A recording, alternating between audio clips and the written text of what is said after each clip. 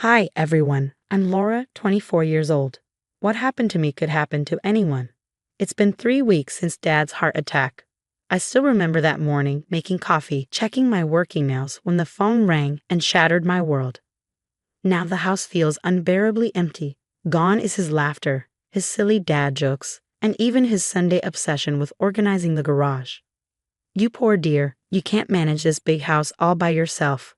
I'll help you get everything in order, Aunt Melissa said at the funeral, her oversized designer handbag perched on her arm and a too-sweet smile plastered on her face.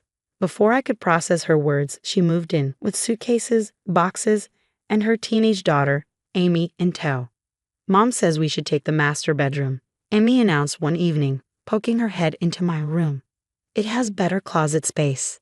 You don't mind moving to the guest room, right, Laura? My childhood room, Dad's photograph still hanging on the wall, suddenly felt smaller. But this is my room, I stammered. Don't be selfish, Laura, Melissa cut in smoothly. I'm here to help manage things. The least we can do is make ourselves comfortable. When my boyfriend James visited that weekend, he noticed the change immediately. Babe, why are all your things in boxes? Aunt Melissa thinks it's better this way, I said, avoiding his gaze. She knows how to run a household. This is your house, he reminded me. Your dad wouldn't want. Please, James, I interrupted. I can't fight right now. I'm so tired. Sarah, our neighbor, dropped by with casseroles and a worried look. Honey, I've been watching your aunt take over. Your daddy would be worried sick. But I couldn't confront Melissa. She was Dad's only sister, and I kept hearing his voice in my head. Family sticks together. Glob. Dad's lawyer, Marcus, called twice, but Aunt Melissa always answered. Laura's resting. The poor thing is so overwhelmed, she'd say before hanging up. Of course, she never passed on the messages. The house began to change. My family photos were replaced by Melissa's modern art.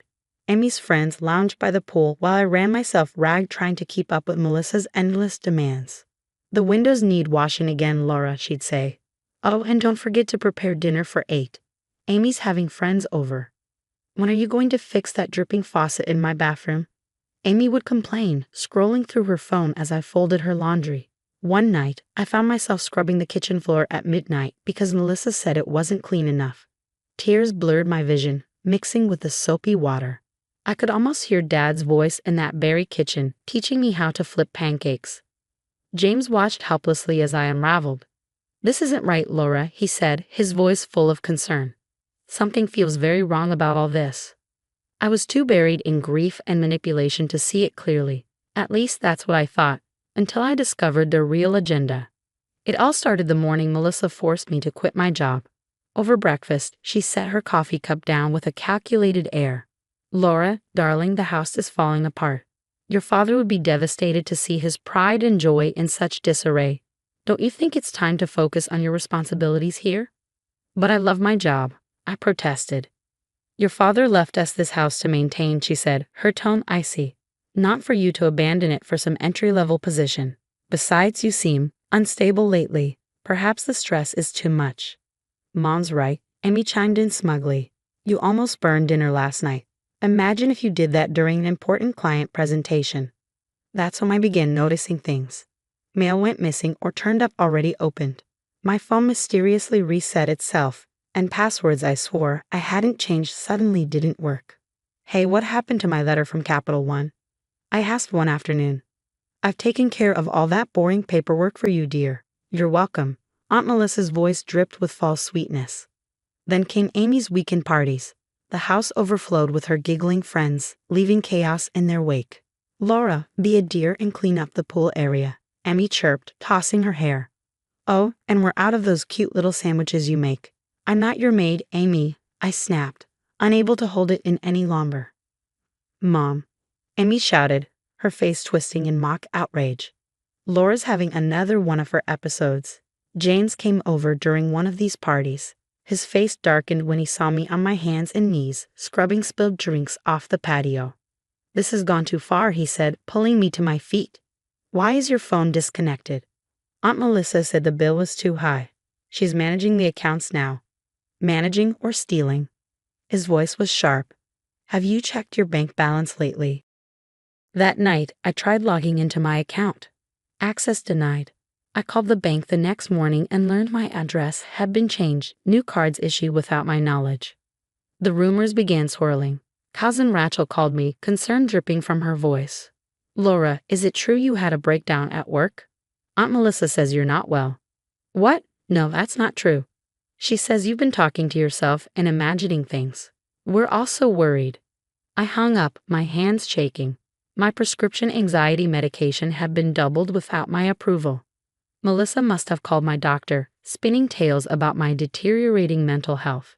Things reached a breaking point when I went to buy groceries. I'm sorry, miss. Your card's been declined, the cashier said apologetically. Before I could react, Melissa's saccharine voice chimed in from behind me. Oh dear, another episode, she said, loud enough for everyone to hear. Here, let me pay. We really must discuss your spending habits, Laura. That night, I overheard her on the phone. Yes, poor thing's completely lost it since Robert died. Thank goodness I'm here to manage everything. No visitors right now. She's too fragile. Of course, I'll handle all the paperwork. I sat in my tiny guest room, once my childhood sanctuary, now a prison cell, and stared at my reflection in the mirror. Something inside me snapped.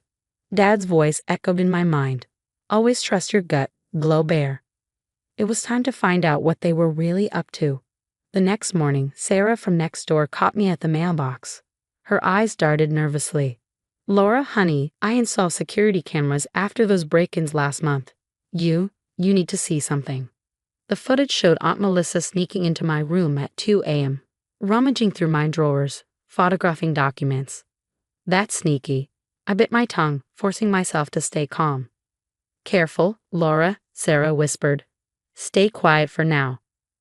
James was waiting in my kitchen later that day, and he wasn't alone. Marcus, Dad's lawyer, stood beside him, his expression grim. I've been trying to reach you for months, Laura, he said. Your father's will, the house, everything, it's all yours. Only yours. What? My voice shook, but Aunt Melissa said, she has no legal right to be here. The documents she's been showing people, poorly forged. Look at this signature date. Your father was in the hospital that day.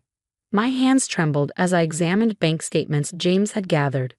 Melissa had been systematically draining my accounts, setting up transfers, redirecting my inheritance.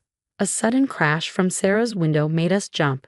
Amy stood frozen, her phone in hand. I was just recording us, she stammered. Like Mom taught me. Her face crumbled under the weight of her guilt.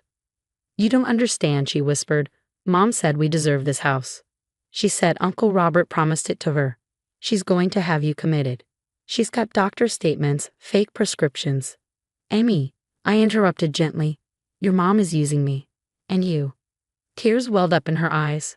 I know, the trust fund she promised me, it's gone. She gambled it away years ago. That's why we really came here. James squeezed my hand. We've got enough to stop her. No, I said, surprising everyone. Not yet. Over the next 2 weeks, we quietly gathered evidence. Sarah's cameras caught Melissa shredding documents and making late-night calls. James installed hidden audio recorders. Amy, racked with guilt, started slipping us information. Mom's meeting with a shady lawyer tomorrow, she whispered one night. Something about property transfers. I smiled vacantly, the way they expected me to. But in my pocket was a recording of Melissa's latest scheme, and in my heart, the certainty that Dad's legacy wouldn't be stolen. The grand finale came our annual family reunion, held at Dad's house. Timing, everyone. Please sit. I have an announcement. Aunt Melissa stood at the head of the room, champagne flute in hand, her voice dripping with feigned authority. This concerns Laura's future care. Actually, I interrupted, standing tall, my voice steady and strong. I have something to share first. The room fell silent. Marcus emerged from the study, carrying a stack of files. Sarah stepped forward and pressed play on the TV remote.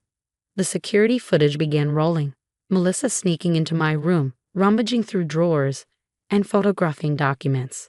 Every forged letter, every late-night theft, every manipulative phone call was displayed for the entire family to see. That's not. Those videos are fake, Melissa sputtered, her face pale. Fake, like these bank statements. I held them up. Or Dad's forged signature. Or maybe the doctor's letters you fabricated. Amy burst into tears. Mom, you promised we wouldn't get caught. The room erupted into chaos. Aunt Rachel dropped her wine glass, shards scattering across the floor. Uncle Pete pulled out his phone, dialing his lawyer. You ungrateful little. Melissa lunged toward me, but James stepped between us, his expression unwavering. The police have copies of everything, I said calmly, and the bank's fraud department is very interested in your creative accounting. Within hours, Melissa's carefully constructed world collapsed. The police arrived with warrants, uncovering not just her schemes against me, but a trail of similar scams spanning years. At the hearing, Marcus presented a damning case. Your Honor, he began. My client's aunt attempted to steal her inheritance through systematic fraud and psychological manipulation. The defendant mortgaged her own home to cover gambling debts and used her niece as a pawn to sustain her schemes. Melissa's social standing crumbled as her secrets came to light. Amy, overwhelmed by guilt, approached me after the sentencing. Laura, I'm so sorry, she said, tears streaming down her face. I didn't know about the gambling. I didn't realize how far Mom would go. I met her gaze, my voice calm but firm. Actions have consequences, Amy. Your college fund was just another casualty of your mom's choices. With Melissa gone, I began rebuilding my life. I returned to work, earned the promotion I'd been striving for, and threw myself into restoring Dad's house. Every trace of Melissa's presence was erased, her modern art replaced with Dad's photos, his laughter and legacy reclaiming the space. Sarah helped me plant a new rose garden in the backyard. Your father would be so proud of you, Laura, she said one evening, her voice full of warmth. One evening, in that same garden, James knelt before me. The twilight painted the sky in hues of pink and gold, and his voice trembled slightly as he spoke. Laura, these past months have shown me your strength, your resilience, and your heart. I can't imagine life without you. Marry me. The ring sparkled, a symbol of a brighter future, so different from the darkness we had overcome. What would you do if someone close to you was gaslighting and manipulating you while stealing your inheritance? Would you confront them immediately or quietly gather evidence like I did? Share your thoughts in the comments below. I'm especially curious to hear from those who've dealt with toxic family members. How did you handle it?